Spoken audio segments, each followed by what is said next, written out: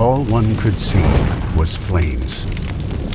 All one could hear was the shattering of glass and the desperate screams of those running for their lives.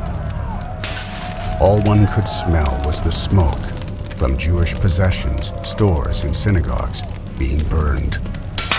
On November 9th, 1938, 1,400 synagogues were set on fire in Nazi Germany in what has come to be known as Kristallnacht, the night of the broken glass.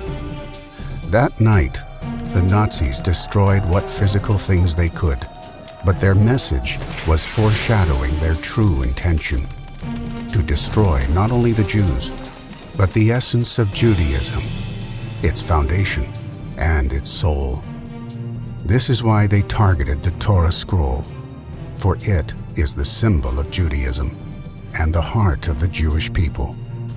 They knew if they could desecrate our most prized possession, they would rip at our core. In Fritzlar, Torah scrolls were rolled on the street as Hitler Youth rode their bicycles over them. In Vienna, Jews were forced to wear the holy covering of the Torah and its ark, while portions of the torn Torah scrolls were tied to their backs.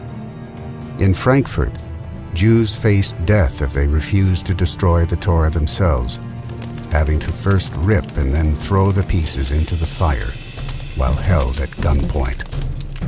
And in Berlin, the Nazis danced around the bonfire as the Torah scrolls they carried from the Fassanen Street Synagogue ignited in flames. And yet, for each fire the Nazis set to destroy Judaism, untold Jews were simultaneously ignited, transforming the deadly fire into one that created everlasting warmth and illumination. After all, that's what we do when faced with adversity. We, the Jewish people, are lamplighters.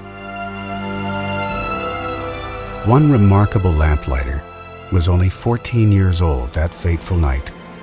Amid the deafening sounds of gunshots, the smashing of glass, and the cries of a mob rioting and looting the Jewish quarter, Isaac Schwartz risked his life to douse a bonfire full of Torah scrolls, shawls, prayer books, and other Jewish artifacts that Nazi soldiers had set aflame in a square in Hamburg.